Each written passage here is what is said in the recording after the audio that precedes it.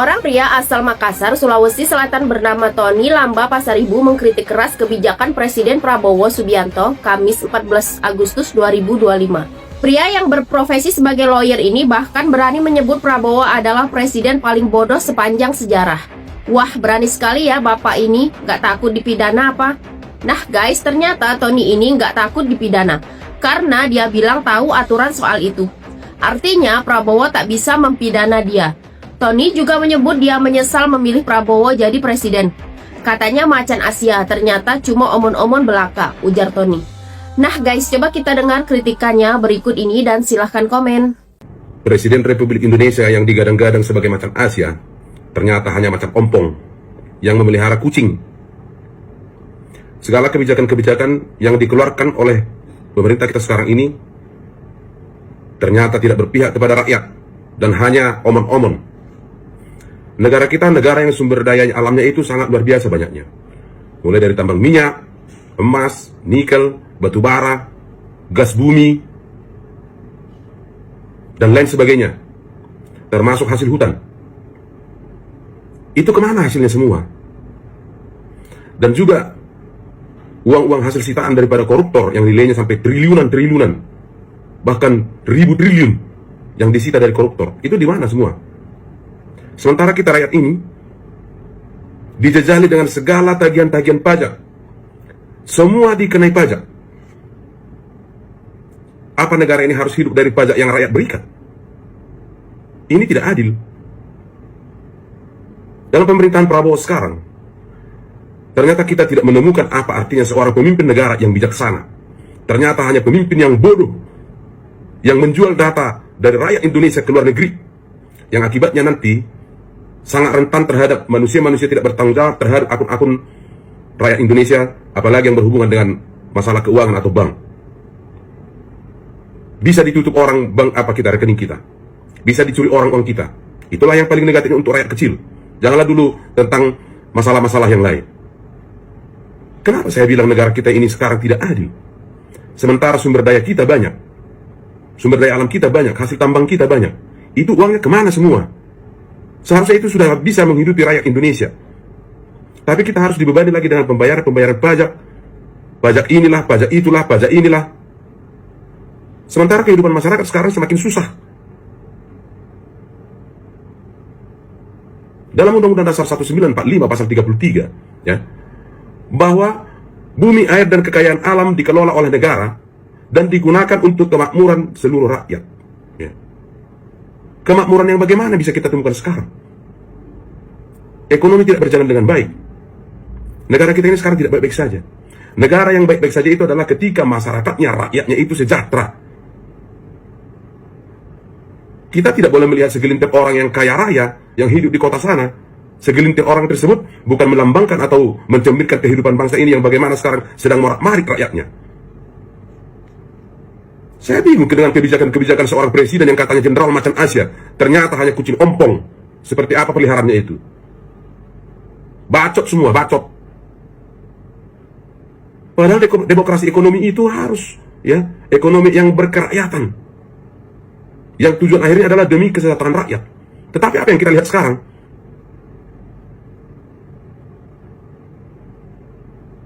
Kita jangan terbuai dengan kata-kata statistik yang dikeluarkan oleh Menteri Keuangan yang ternyata adalah juga manusia bodoh, yang mengatakan bahwa tingkat kesejahteraan dan perekonomian bangsa Indonesia ini naik. Naik kemana? Naik ke bulan. Semua pada ngeluh. Keuangan, pekerjaan yang susah, tapi harus dibebani oleh pajak-pajak.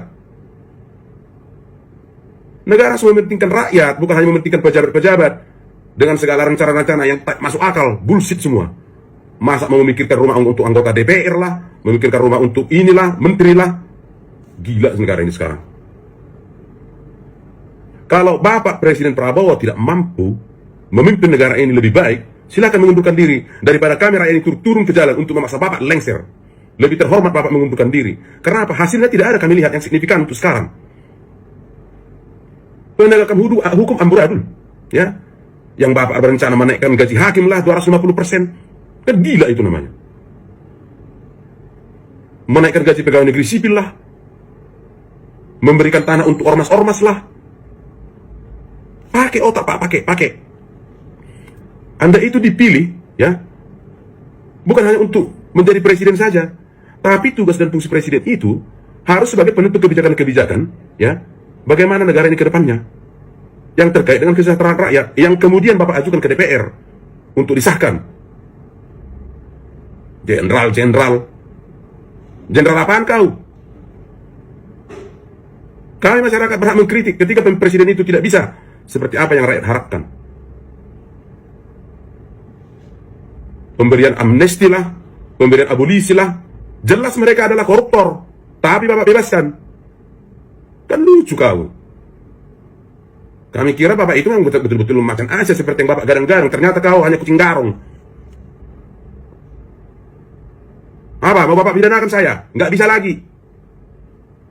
Sudah ada peraturannya bahwa masyarakat dan rakyat bisa mengkritik presiden dan pejabat lain. Itu bukan penghinaan atau bukan fitnah. Kecewa kami rakyat ini melihat Bapak sebagai seorang presiden yang katanya macan Asia. Peliharaanmu pun kucing. Kau lihat orang di Arab sana, peliharaannya apa? Singa, macan. Ada kebijakanmu yang masuk akal, dan tak ada kebijakanmu yang berpihak kepada rakyat. Makanan gratis.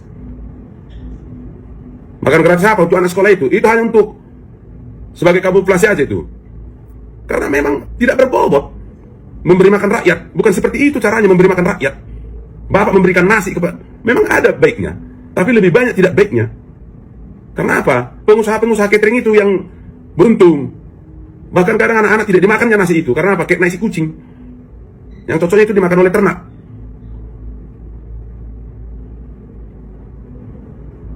Penasihat presiden ini bagaimana sih? Makin mundur Pak kita ke belakang ini, makin mundur. Baru kali ini saya kepikiran, untung selama 2 periode Bapak Prabowo menjadi calon presiden, ya, tidak saya pilih. Terbukti sekarang kinerja Bapak itu bagaimana ketika sudah terpilih. Ternyata Bapak nonsen, omong kosong semua, omon-omon.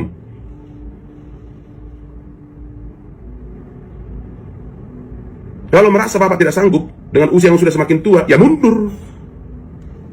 Jangan paksakan diri, karena terlalu banyak sudah kebijakan-kebijakan Bapak yang tidak pro rakyat, tapi pro pejabat, pro ormas, pro negara lain.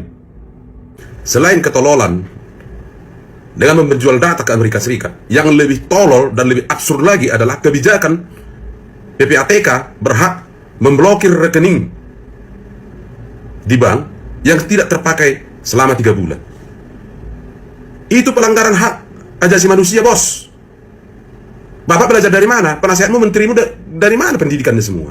Kok semakin tolol gitu loh. Kemudian masalah tanah. Tanah yang tidak dikelola selama 2 tahun berturut-turut disita oleh negara.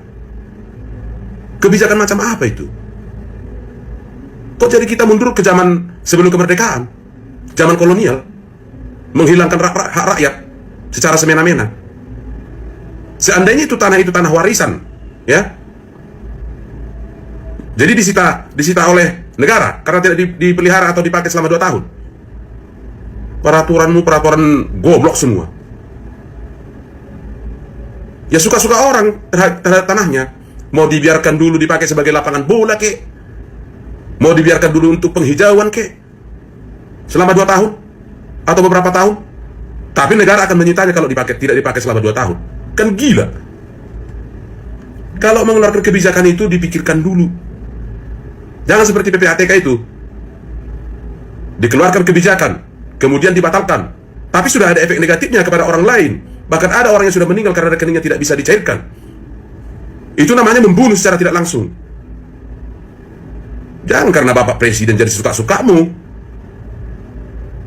Dulu kami berharap bahwa sebagai seorang jenderal, Bapak itu jiwanya jiwa Indonesia. Jiwa seorang pejuang. Ternyata jauh panggang dari api. Salah pilih kan.